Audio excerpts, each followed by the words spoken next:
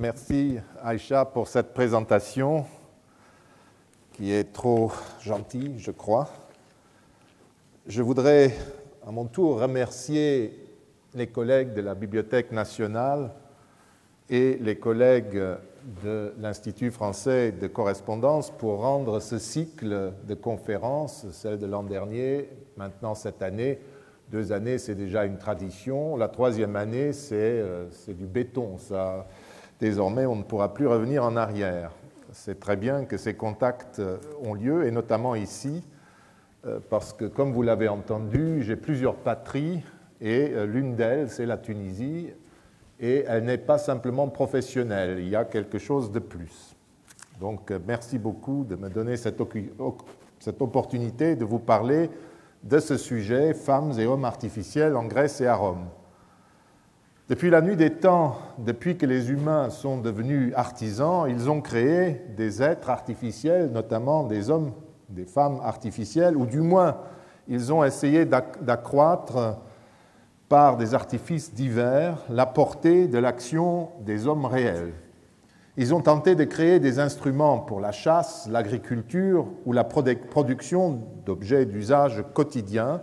Ils ont essayé de remédier aux imperfections et aux dysfonctionnements du corps. Nous découvrons les traces de cette activité dans les fouilles. On trouve notamment des exemples d'opérations au crâne qui font froid dans le dos, et on se demande bien comment ils arrivaient à survivre, mais apparemment un certain nombre ont survécu, et nous pouvons reconstruire les tentatives et les résultats de cette inventivité.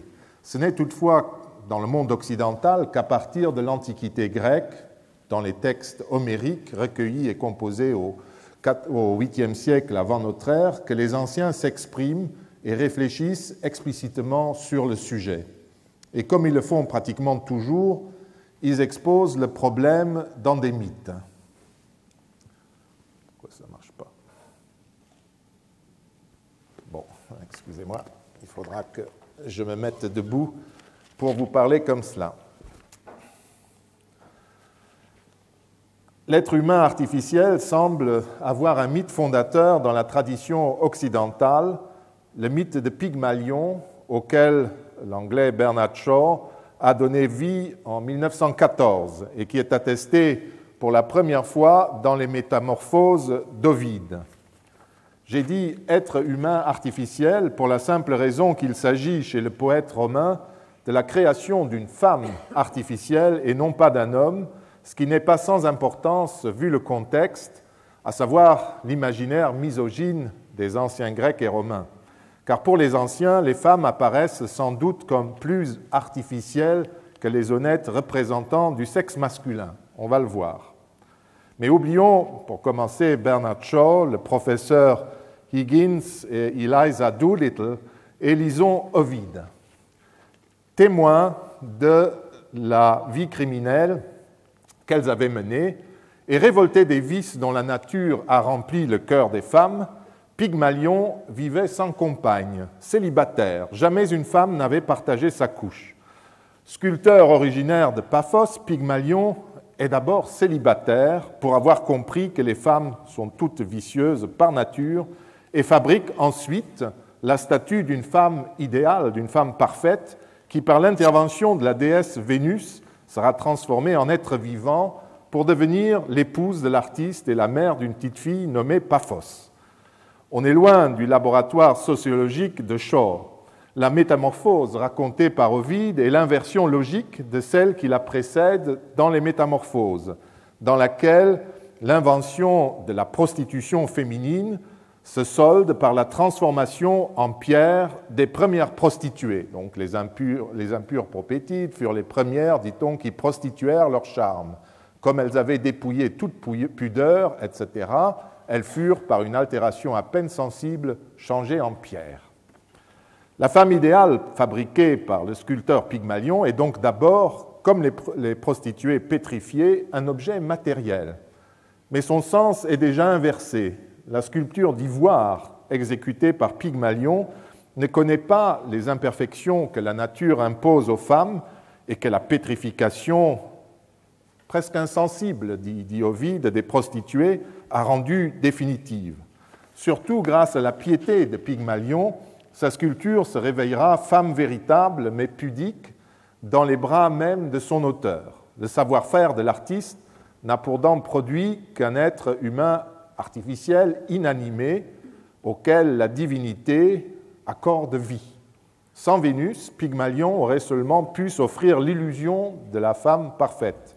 Mais au lieu d'un corps inanimé, Pygmalion découvre donc un jour, à sa plus grande surprise, un corps vivant, tiède, doté d'un système sanguin, de sensations et surtout d'un regard timide qui distingue sa future épouse des prostituées incapables de rougir, dont il a été question dans la métamorphose immédiatement précédente.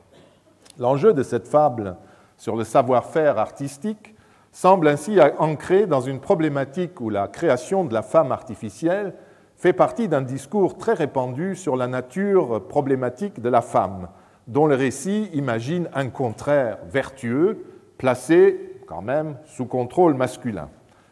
Racontant comment un artiste humain fabrique, non sans intervention divine, un être humain, cette histoire reprend des éléments connus de la mythologie grecque, où d'un côté ce sont tous les dieux, à commencer par Héphaïstos, qui contribuent à la fabrication d'une femme, la première femme, la très artificielle Pandora, Pandore, désormais destinée à devenir la compagne de l'homme. Citons Hésiode dans la Théogonie. Avec de la terre, l'illustre boiteux, Héphaïstos, modela un être tout pareil à une chaste vierge par le vouloir du Cronide, sur l'ordre de Zeus, nous sommes en Grèce. De l'autre côté, c'est Héphaïstos seul, dieu forgeron, frappé d'une infirmité, et qui pour lui-même fabrique ses propres servantes en or, pourvues d'intelligence, noos, et donc animé par son divin créateur. C'est un texte que nous avons dans l'Iliade, où nous lisons que deux servantes s'évertuent à étayer Héphaïstos. Elles sont en or, mais elles ont l'aspect de vierges vivantes. Dans leur cœur est une raison, noos, nous plus tard. Elles ont aussi voix et force. Par la grâce des immortels, elles savent travailler. Et elles servent les dieux lors de leurs rencontres et banquets. Héphaïstos est connu par ailleurs pour avoir créé d'autres êtres artificiels, des chiens de garde par exemple, des taureaux, des chevaux ou un aigle pour Zeus.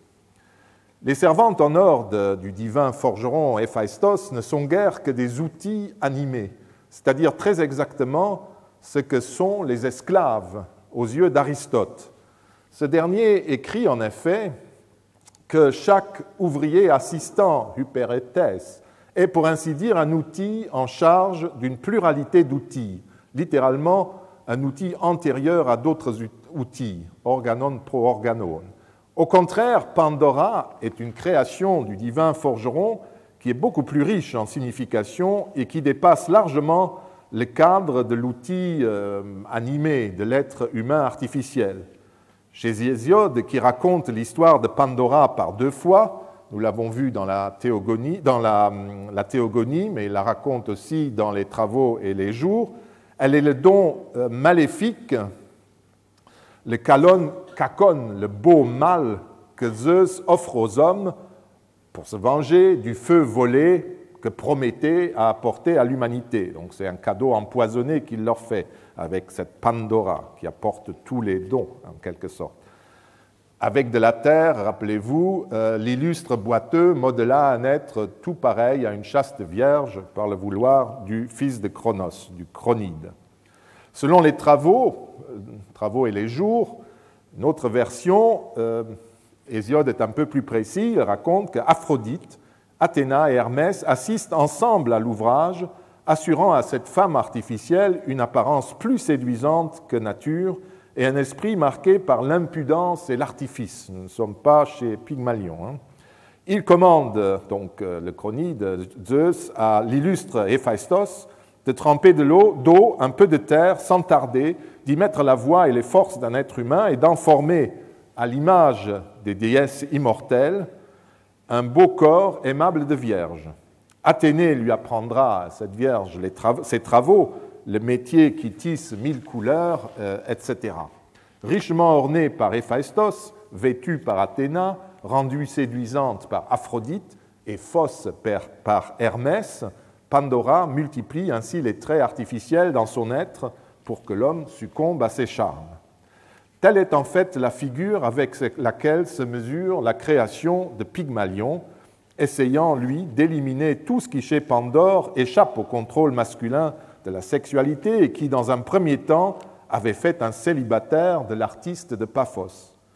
Si de cette manière, le récit d'Ovide s'élabore sur un fond très ancien, homérique et hésiodique, où Héphaïstos apparaît comme le divin précurseur du sculpteur humain Pygmalion, il est également comme préparé par la tradition concernant un autre artisan mythique, Dédale, le père d'Icare. Car Dédale passe précisément pour être l'humain inventeur de statues aux propriétés merveilleuses. Au sujet de ces statues, on racontait en effet en pleine période classique qu'il fallait les empêcher de s'enfuir, tellement elles avaient l'air vivantes. Françoise, vous l'avez là, le fameux texte, n'est-ce pas? Si on les a liées et enchaînées sur place, elles demeurent en place. Françoise Frontisy, pionnière dans ce domaine, elle n'est pas là, elle reviendra tout à l'heure, a bien vu le rapport entre cette croyance de caractère proverbial et certaines pratiques rituelles où un revenant comme Actéon ne cessait de hanter les vivants avant que sa statue ne fût attachée par des chaînes à un rocher. Mais Dédale reste surtout une figure à travers laquelle les Grecs essayaient de cerner les origines de leur art statuaire, attribuant à Dédale des dons magiques dont il se servait pour rendre ses statues vivantes. À côté de Dédale, il y a une autre figure importante pour nous, Talos, qui est à la fois considéré comme inventeur dans le même domaine que Dédale, son oncle, et qui le tuera d'ailleurs par jalousie, et comme la création de Héphaïstos. Voilà l'ouvrage de Françoise Frontisy d'Icrou. Et Actéon, son histoire est là. Robot de bronze, donc fabriqué par le dieu forgeron Héphaïstos et offert au roi Minos de Crète, il fera le tour de l'île de Crète 3 fois par jour en tant que gardien, Phulax, selon un fragment du poète Simonide, cité dans les Scolies de la République de Platon. Et vous avez le texte. Simonide a transformé Talos, le célèbre être de bronze construit par Héphaïstos, en gardien de l'île de Crète au service de Minos. Ce robot monstrueux qui empêchait Dédale de quitter l'île n'avait qu'une seule veine reliant son cou à sa cheville. Médée trouvera, la sorcière Médée, la quête des Argonautes, trouvera le moyen de vider cette veine de son sang en ouvrant sa fermeture inférieure, un clou ou une membrane, opération suggérée ainsi qu'un collègue américain, A.B. Cook, dans son monumentale étude de Zeus de 1914, l'a supposé, donc technique, opération suggérée par la technique à cire perdue des bronziers antiques, dont le dieu Héphaïstos est bien entendu le patron.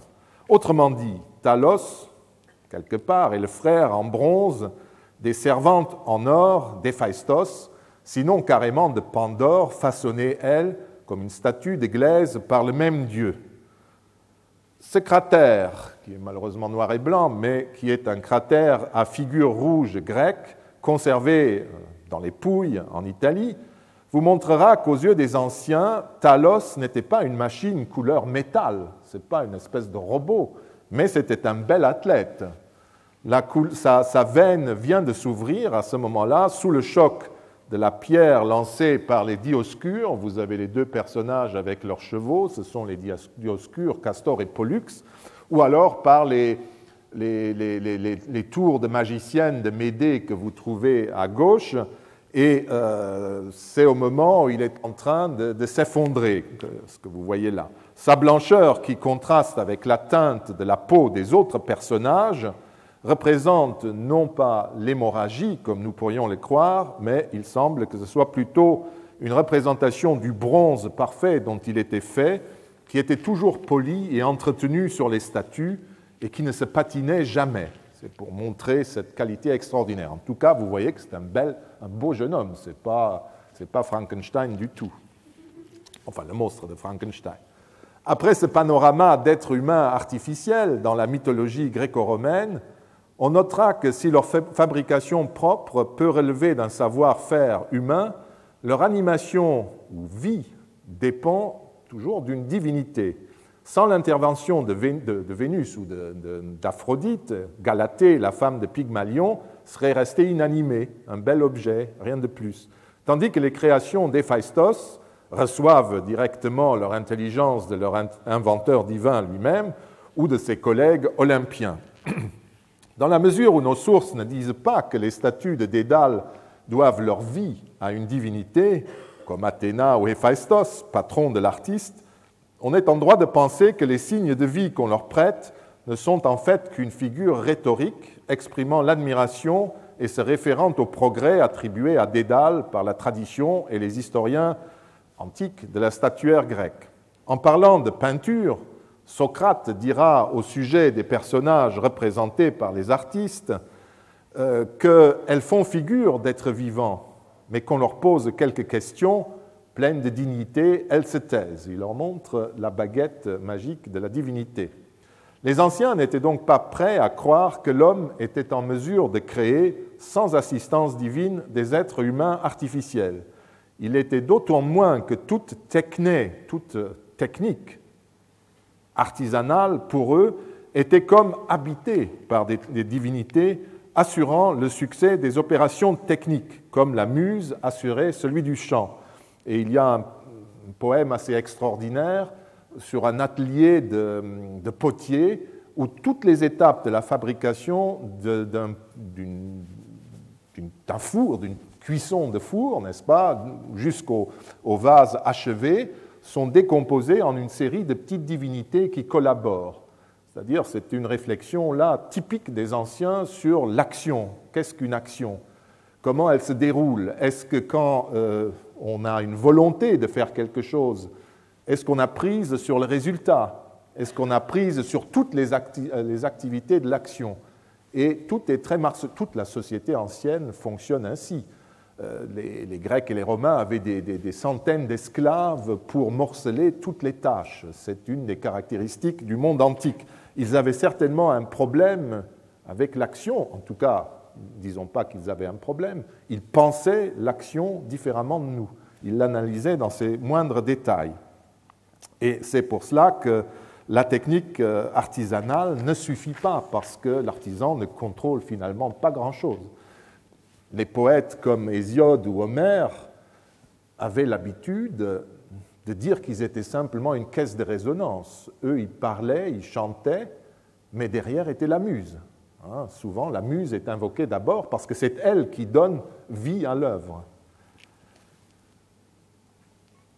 Quittons maintenant la mythologie de l'homme artificiel et lisons un passage de la Politique dans lequel Aristote, après avoir défini le rapport entre le maître et l'esclave, considéré comme l'outil animé du premier, donc un être artificiel qui prolonge la volonté d'un homme libre propriétaire de l'esclave, écrit ceci: « Chaque ouvrier assistant, uperetes, est pour ainsi dire un outil en charge d'une pluralité d'outils.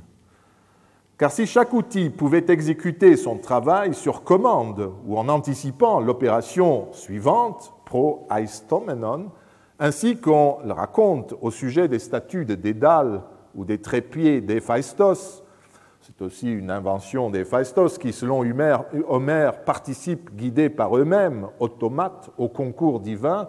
Les dieux ont toujours des trépieds pour les offrandes, et Héphaïstos en a inventé qui se déplace tout seul avec les dieux pour recevoir les offrandes. Si de même les navettes elles-mêmes faisaient le travail pour lequel elles sont destinées, et les plectres faisaient sonner d'eux-mêmes les cordes de la lyre, eh bien, Aristote conclut, les chefs d'atelier n'auraient point besoin d'ouvriers assistants ni les maîtres d'esclaves. Grand problème, la machine remplaçant le travail humain, de ces humains que sont les ouvriers ou même les esclaves. Normalement, dans les termes d'Aristote, l'ouvrier assistant ou l'esclave sont à considérer comme des outils animés au service du maître, qui possède également un certain nombre d'outils inanimés, actionnés précisément par l'ouvrier assistant ou par l'esclave. Autrement dit, l'outil animé est chargé du maniement d'une pluralité d'outils inanimés. Le tisserand, par exemple, est chargé du métier à tisser dans son ensemble, et notamment du maniement de la navette.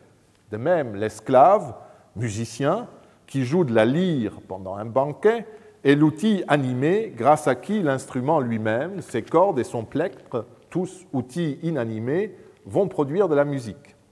Or, dit Aristote, imaginons une navette faisant tout seul le travail auquel elle est destinée. Imaginons également un plectre pouvant tout seul faire résonner les cordes de la lyre. Si de tels outils existaient, il n'y aurait pas besoin d'esclaves ou d'un ouvrier assistant dans l'atelier de tissage, ni d'esclaves musiciens dans le salon de musique. Les outils animés tels que les ouvriers ou les esclaves deviendraient superflus. Essayons d'aller un peu plus loin et de confronter le raisonnement d'Aristote avec un exemple concret, non pas dans le domaine des métiers à tisser automatiques, ni dans celui du piano mécanique, bien postérieur à l'Antiquité, ni dans celui des automates, tels qu'ils sont décrits, par exemple, dans la construction des automates ou dans les pneumatica des Hérons d'Alexandrie, dont il faut dire un mot brièvement. Je fais cette brève parenthèse, n'est-ce pas? Héron d'Alexandrie est un auteur qui a écrit sur beaucoup de sujets techniques, c'est un ingénieur, et il a notamment imaginé toute une série, quelque part au début de notre ère, d'automates qui pouvaient faire apparaître et bouger des statues divines et émettre des sons comme le tonnerre. On nous raconte aussi que l'on s'en servait souvent dans les temples depuis l'époque hellénistique, par exemple, comme de cet exemple, de ce dessin qui a été reconstruit, avec de la vapeur d'eau chauffée qui fait s'ouvrir les portes du temple, qui souffle de l'air sur les braises de sorte que le feu s'allume, etc. Ou un autre exemple qui est celui-ci, où on met en scène un sacrifice de Bacchus, au cours duquel le dieu verse du vin, la statue du dieu verse du vin et du lait sur l'autel qui s'enflamme, alors que les bacchantes courent autour du temple au son du tambour et des timbales. Ce n'est pas par hasard que les exemples d'automates, qui sont typiques que les anciens se racontent à propos de ces hérons d'Alexandrie, concernent, ce n'est pas pour rien qu'ils concernent toujours les dieux, puisque ceux-ci sont toujours liés à la vie qui anime les créations de mortels. Donc c'est un peu naturel, je dirais attendu, de trouver des machines merveilleuses autour des dieux, puisque les artisans peuvent en fabriquer, mais ça restera toujours de beaux objets. Dans un temple, hop, ils s'animent et ils fonctionnent. Mais les humains dans tout ça. Revenons à notre question et Aristote, et tournons-nous vers un autre domaine, l'un des rares, sinon le seul dans son genre, où le travail musculaire des femmes et des hommes, pour ne pas parler des bêtes, a été remplacé par une énergie non humaine dans le monde antique. C'est le domaine des moulins, et notamment des moulins à eau. Dans la perspective d'Aristote, le moulin serait, c'est ce qu'on penserait a priori, un outil inanimé, à savoir en tant que pierre de meule. Autrefois actionnée par une esclave parfaitement animée, la pierre de meule tourne désormais grâce à une roue de bois placée sous une chute d'eau. Plus intervention humaine. Mais si la pierre de meule elle-même est un outil inanimé, mu par la dame, peut-on dire autant de l'eau qui fait tourner la roue, actionnant la pierre de meule sans intervention de bras de meunière? Donc est-ce que la nature peut donner vie à une machine? Voici la réponse, un petit poème consacré précisément à un moulin à eau et datant, d'après les spécialistes, de l'époque d'Auguste, donc du début de notre ère, et qui va mettre le doigt sur une difficulté dans le raisonnement d'Aristote. Antipater de Thessalonique est donné comme son auteur. « Retenez votre main qui moue, travailleuse de la meule », ce sont les esclaves qui tournent toute la journée, ou les ânes qui font tourner les grandes meules. « Dormez longtemps, même si la voix des coqs vous annonce l'aurore, car Déo, c'est-à-dire Déméter, a chargé les nymphes, l'eau, du travail de vos mains.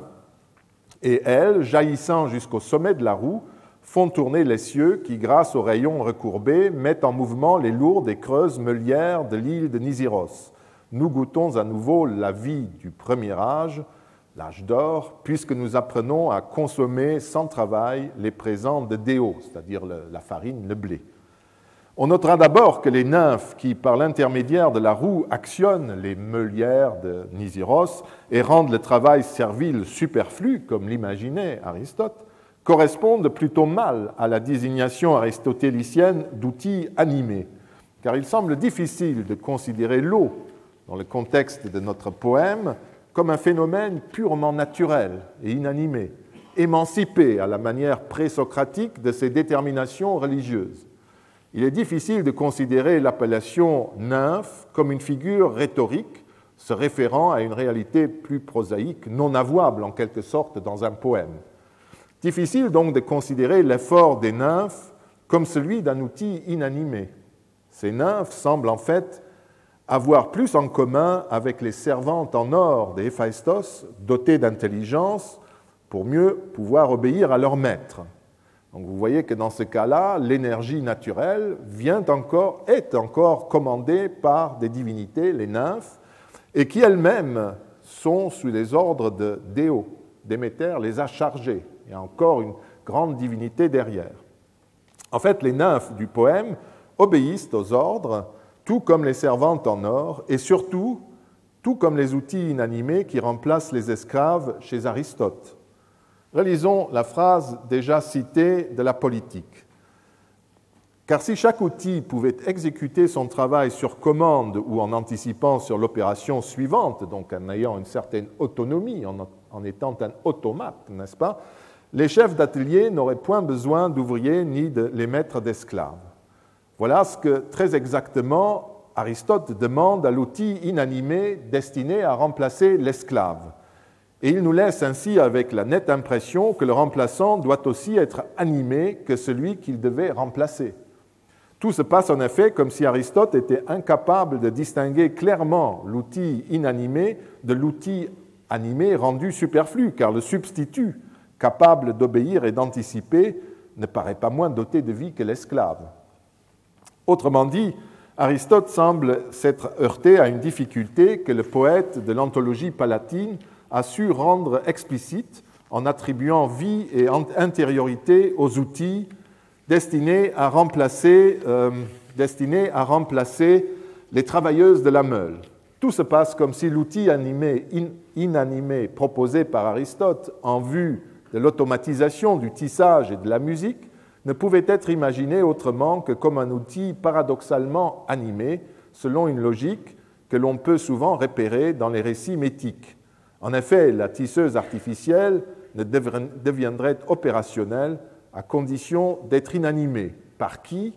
Aristote n'y répond pas, mais nous comprenons, par Athéna, par exemple, la déesse qui commande le tissage, etc.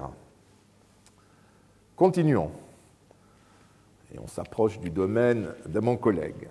Toujours dans le domaine de l'histoire du corps, envisageons l'homme artificiel dans la mesure où il cherche à remédier à une imperfection physique, que celle-ci soit due à la négligence ou à la mutilation. Notons d'abord que pour les anciens, le corps parfait, et ça c'est important, est celui des dieux immortels. Ainsi, par exemple, le dieu Héphaïstos, vous l'avez entendu tout à l'heure, façonne la première femme, Pandora, à l'image des déesses immortelles. Autrement dit, en prenant l'aspect physique des déesses pour modèle. Le désir de ressembler aux dieux oriente en fait la façon dont les anciens cherchent à se dépasser sur le plan physique. Dans le monde de la cité, le monde quotidien des anciens, la principale voie vers cette perfection corporelle, celle des dieux dans sa perfection, devient la pratique du sport, de la gymnastique, conférant à l'aristocrate un corps semblable à celui des dieux dont on voit les statues dans les lieux publics.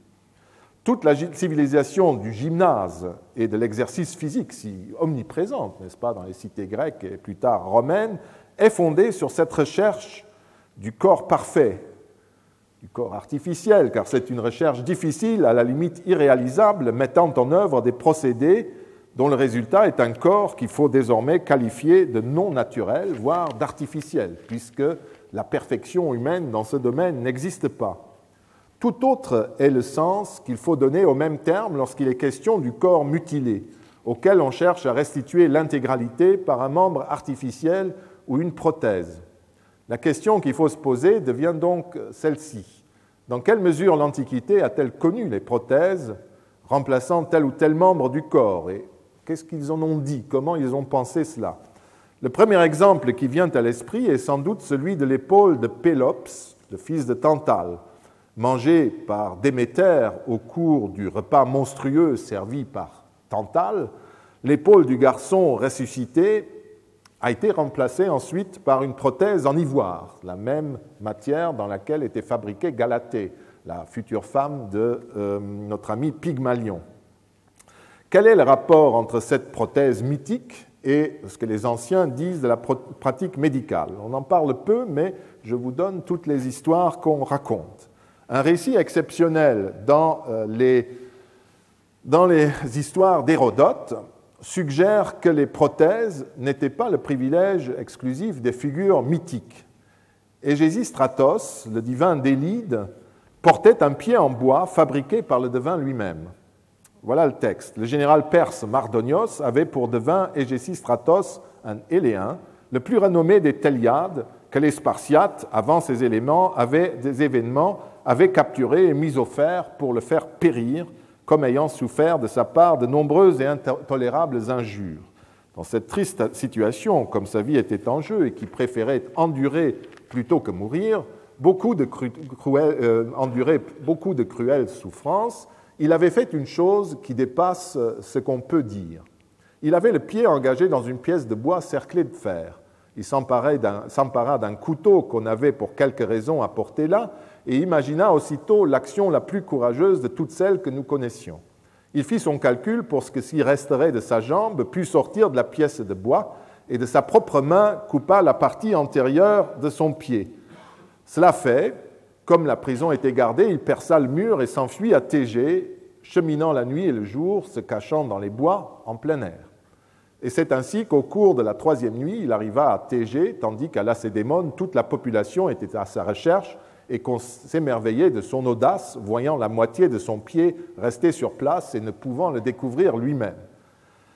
Pour lors, après avoir dans ces conditions échappé aux Lacédémoniens, il se réfugia à Thégée et qui, à cette époque, n'était pas en bon terme avec eux. Quand il fut guéri et se fut fait adapter un pied de bois, il se constitua ennemi déclaré des Lacédémoniens et apparemment sa greffe a pris. Peu nombreux sont les autres témoignages sur les prothèses dans l'Antiquité. Limitons-nous donc à ces quelques réflexions. L'histoire de Égésistratos semble indiquer que les prothèses ne relevaient pas seulement de l'imaginaire mythique, à moins que l'on considère l'histoire racontée par Hérodote comme un récit fabriqué dans l'intention d'expliquer la position scandaleusement pro-perse d'Égésistratos. Mais pourquoi ne trouve-t-on pas de référence au corpus médical dans nos commentaires aux savants de l'Antiquité au passage d'Hérodote? Un tel silence suggère-t-il que la médecine ancienne avait des difficultés d'ordre culturel ou idéologique pour penser la prothèse? Ils n'en parlent pas. Il est difficile donc de répondre à cette question. On aurait pu penser que l'esthétisation extrême du corps chez les anciens, que nous venons d'évoquer, aurait rendu l'idée de la prothèse et d'un corps composite abominable. Mais une telle interprétation semble difficile à défendre. Lisons par exemple cet épisode qui concerne le peintre Parasios et qui nous montre comment cela fonctionne. Socrate est en train de se promener et parfois, dit-on, il lui arrivait de converser avec des artistes qui vivent de leur profession et il leur était utile comme aux autres. C'est ainsi qu'étant un jour entré chez le peintre Parasios, il eut avec lui cet entretien. « Dis-moi, Parasios, la peinture n'est-elle pas la représentation des corps visibles? En tout cas, vous imitez et reproduisez au moyen des couleurs, les creux, les reliefs, l'ombre, la lumière, la dureté et la mollesse, la rudesse et le poli, la jeunesse et la vieillesse. C'est vrai, pensez à la représentation de Talos.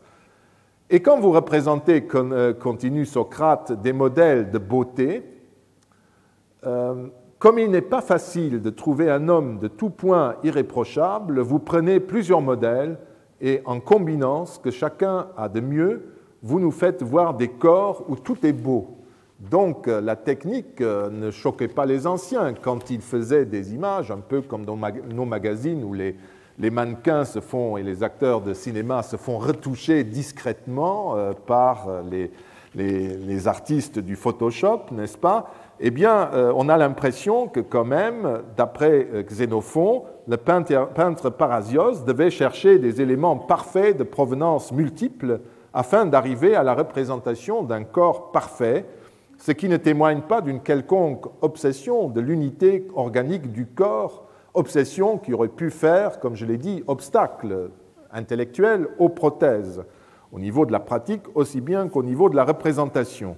Car le corps artificiel proposé dans Xénophon, comme le corps idéal que peignent les peintres, que sculptent les sculpteurs, est visiblement un corps aussi composite que celui du monstre de Frankenstein.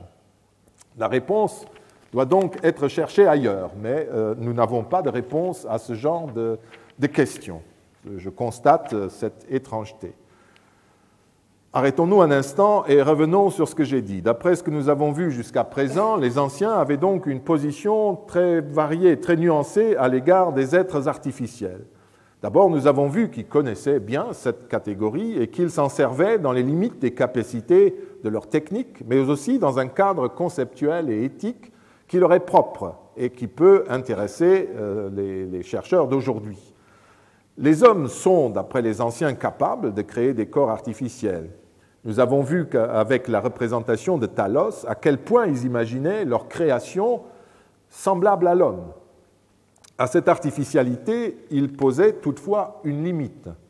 Les êtres artificiels demeurent, comme la Galatée de Pygmalion ou le Pinocchio de maître Geppetto, des choses inanimées avant que l'intervention d'une divinité, ou chez Pinocchio la baguette d'une bonne fée, ne leur donne vie. Car donner la vie reste pour les Grecs et les Romains l'apanage exclusif de la divinité. L'homme peut faire presque tout, mais cela, il ne peut pas le faire. Il ne peut pas donner la vie à un être inanimé. Voilà une position qui rejoint une discussion qu'on trouve dans tous ces mythes et ces images, ces représentations, qui rejoint d'une certaine manière nos discussions sur les clonages, vous voyez. Et la nature non plus, le poème sur les moulins le prouve, ne peut pas être à elle seule agissante dans ce domaine. Ce sont les nymphes qui agissent dans l'eau et pas l'eau sans aucune nymphe. Et encore, les nymphes agissent à la demande de Déméter, la déesse qui régit le blé et la nourriture humaine. Les nymphes appartiennent à cette petite catégorie de divinités comme celle de l'atelier de potier que j'ai mentionné tout à l'heure, qui n'existent que dans leur activité. Les nymphes, elles coulent, elles bavardent, elles sont sonores, elles sont fraîches, elles sont salubres, point. Et quand la source se tarit, il n'y a plus de nymphes.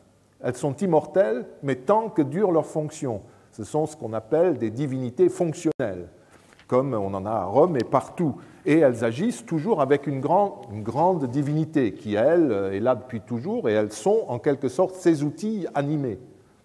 Donc le problème n'est pas qu'il y a des choses inanimées comme l'eau qui travaille tout seul, qui serait en quelque sorte ce robot parfait dont rêvait Aristote, mais non, ce sont les grandes divinités qui ont elles-mêmes aussi pratiquement des divinités esclaves, comme les nymphes, qui travaillent pour elles. La seule exception à cette idée paraissent être les outils animés dont se servent les anciens, les esclaves, qui, comme les servantes en or d'Héphaïstos, sont au service des hommes libres. Mais vous voyez que ce n'est pas une exception, puisque les esclaves, à leur tour, ne sont pas créés par les humains, mais ils sont simplement réduits au statut d'outils animés. Et comme Aristote le précise, si des robots, ce terme d'origine slave, en tchèque, robotnik, c'est un travailleur, n'est-ce pas? C'est donc le terme aristotélicien un peu, qui est entré dans notre vocabulaire commun, avaient le sens d'être mécaniques, pouvaient effectuer leur tâches, on n'aurait plus besoin d'eux, n'est-ce pas? Mais malheureusement, ce n'est pas le cas. Enfin, un autre point intéressant qui concerne le corps vivant des hommes libres, notamment celui des aristocrates. Pour les anciens, le corps parfait, idéal, est celui porte la marque de la divinité. Comme le texte de Xénophon sur les créations des peintres le démontre, seuls les dieux et les déesses possèdent un corps parfait, ce que leur nudité traditionnelle expose aux yeux de tous. C'est un peu ça que montre la nudité des dieux et des héros dans les espaces publics. Les simples mortels, si vous regardez, sont représentés habillés, à moins que par la nudité, l'artiste ne veuille suggérer l'élévation de la personne représentée au rang de divinité. Les mortels ont néanmoins toujours essayé d'approcher un peu cette beauté parfaite, non seulement par la représentation figurée, mais par la pratique du sport, de la gymnastique. Ils ont essayé d'améliorer ou de réparer leur corps par des prothèses ou encore par des techniques intellectuelles appropriées, dont il faut dire un mot pour terminer, car elles entrent dans la catégorie de l'homme artificiel.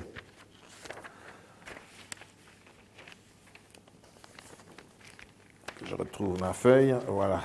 De l'histoire du corps humain, retournons donc pour finir aux choses mentales, à l'intelligence artificielle. Est-ce qu'il y a quelque chose comme cela, une réflexion chez les anciens sur cela? Le noos, l'esprit, l'intelligence des servantes en or d'Héphaïstos, et ainsi de suite, préfigure d'une certaine manière sur le plan mythique l'idée d'une intelligence artificielle, un peu comme Icare, le fils de Dédale, préfigure Henri Blériot. Dans le domaine de l'éducation antique, on est en effet parfois assez près d'une telle idée. Car si le dressage du corps vise un corps parfait, un corps idéal, non naturel, et donc d'une certaine manière artificiel, on pourrait sans doute dire que l'entraînement de la mémoire vise à établir une mémoire artificielle sans support externe au psychisme, mais qui se sert de représentations provenant du monde matériel. Par exemple, pour mémoriser un texte assez long, un plaidoyer, je peux l'organiser d'après les monuments du forum, où chaque temple ou bâtiment me rappelle un argument. Comme ça, je peux me déplacer librement entre les arguments. Des images, des statues qui sont là. Cicéron et d'autres auteurs nous en parlent. Là, cette technique, qui est la mnémotechnique, étudiée par Francis Yates dans un livre classique, a comme base un dressage du psychisme pour obtenir la capacité d'une remémoration non naturelle, dont le sophiste Hippias, au IVe siècle, est un exemple précoce. Après avoir entendu la liste de 50 noms une seule fois, Hippias aurait été capable de la répéter dans l'ordre, puis dans l'ordre inverse, parce qu'il avait cet entraînement de mémoire artificielle. Ce n'était plus une mémoire naturelle. Bien entendu, la mnémotechnique rivalise avec un moyen mnémotechnique déjà en place, à savoir... Il y a un problème. Il n'y a pas de problème. Elle rivalise avec un moyen mnémotechnique déjà en place, à savoir avec l'écriture, qui est également une extension artificielle des capacités de l'esprit humain. En effet, Platon se montrera critique à l'égard de ces deux types de mémoire artificielle. Connaître par cœur sans comprendre n'est pour lui pas mieux que lire sans comprendre, sans produire directement le texte. Platon met notamment en question l'équivalence mnémé, mémoire, hypomnéma, aide-mémoire. Ce qu'il y a de terrible, écrit-il, je pense, dans l'écriture, c'est aussi Phèdre, c'est dans le Phèdre, qu'elle ait véritablement tant de ressemblance avec la peinture. Et de fait, les êtres qu'enfante celle-ci font figure d'êtres vivants. Mais qu'on leur pose quelques questions, plein de dignité, ils se taisent. Vous voyez de nouveau cette critique de la création artistique. Il faut quelque chose pour qu'ils acquièrent l'autonomie. Il en est de même pour les écrits. On en croirait que de la pensée unanime, ce qu'ils disent.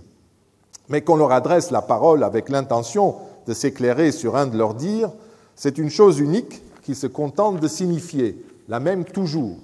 Vos livres ne raconteront jamais autre chose que ce qui est écrit dedans. C'est ça qu'il veut dire. Ce qui, sans doute, alors qu'un auteur, moi-même, par exemple, j'ai un texte, mais je vous dis un texte, je m'aide d'un outil inanimé, mais je suis capable d'en sortir et de faire ce que je veux. Alors que le texte lui-même, c'est un texte, rien de plus. Platon n'aime pas du tout. Ce qui, sans doute, veut dire que les contemporains du philosophe faisaient comme si les hyponémata, les aides-mémoires, étaient une mémoire artificielle animée, à la manière des objets parlants qui semblent s'adresser directement à leur destinataire, comme ces statues ou ces tombes, ces stèles qui s'adressent aux passants, et non pas un simple support matériel dépourvu d'intériorité et destiné à être animé par le seul lecteur. Il y avait une autre position, manifestement, que celle de Platon. Et si de cette manière l'écriture alphabétique a entraîné l'idée que c'est le texte qui parle et le lecteur qui écoute, elle a par conséquent fait naître un interlocuteur artificiel qui n'est autre que la page écrite, dont la vie est pourtant aussi illusoire que celle des peintures dont parle Socrate dans le Phèdre. Car c'est bien entendu le lecteur qui, selon ses compétences, anime le texte qu'il lit et qu'il ne saurait recevoir passivement, même s'il en a l'impression. C'est une chose inanimée. En revanche, il y a un autre domaine où quelque chose comme l'intelligence artificielle s'affirme avec moins d'ambiguïté. Car ne doit-on pas penser que cet instrument qu'on appelle l'abac, abax en grec, abacus en latin, est également un cas d'intelligence artificielle prenant la relève du calcul mental, déjà d'une certaine manière, lui aussi artificiel. Vous avez tous appris à compter, et ça ne s'improvise pas. Très rares sont ceux qui font ça naturellement. Il faut un certain dressage. L'abac n'est pas le boulier, n'est-ce pas? N'est-il pas, on peut se le demander, le précurseur de notre instrument de calcul intellectuel, le computer, l'ordinateur, maîtrisant des calculs trop encombrants pour le psychisme humain et arrivant avec rapidité à des résultats fiables. Et à propos de l'ordinateur, je vous l'accorde, on peut toujours demander si c'est un esclave animé ou inanimé. Je suis pour la version animée parce qu'en général, il va plus vite que nous et il a sa tête et une certaine autonomie. Nous aurons, je pense, un certain nombre de réponses à cette question et aux autres questions que se posaient les anciens à propos des êtres artificiels, tels que j'ai essayé de vous le présenter brièvement au cours des conférences qui vont suivre ici et qui éclaireront chacune un aspect de l'homme artificiel, qu'il s'agisse d'outils inanimés, d'êtres monstrueux au service de l'homme ou d'amélioration des capacités du corps. Demain, Pierre Corvol vous parlera des risques cardiovasculaires et des divers outils et techniques qui essayent, qui permettent de les combattre. Madame Françoise Héritier nous parlera également des chimères, artifices et imagination. Pierre-Louis Lyon parlera en février de simulation numérique et de médecine. Jean-Pierre Changeux, qui, comme Madame Agnoer l'a dit, a eu l'idée de toute cette réflexion sur l'homme artificiel, présentera au début mars une conférence sur la neuroscience de la personne humaine. Et enfin, le cycle sera conclu en avril par Madame Nicole Le Douarin avec une conférence sur cellules souches et clonage thérapeutique, un sujet, j'en suis sûr, qui aurait certainement fait rêver et fortement intéressé Héphaïstos, Dédale et Aristote. Je vous remercie.